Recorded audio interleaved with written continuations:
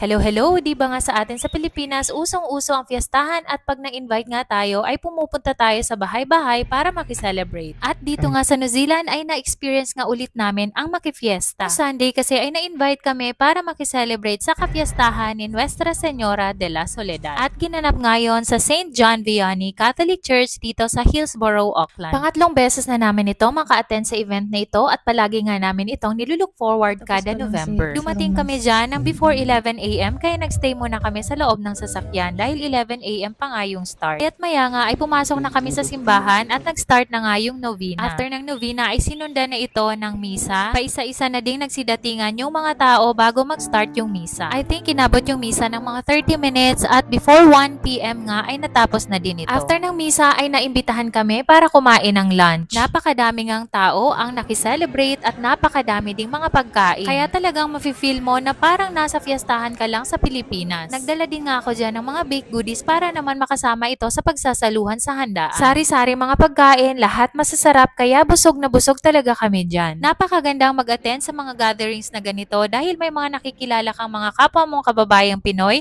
at nakakakuha ka din ng mga bagong kaibigan. After dyan ay dumiretso kami sa Dressmart para makapaglakad-lakad at para naman ma-digest yung kinain namin. So I hope nag-enjoy kayo sa vlog natin for today. See you again next time. Bye!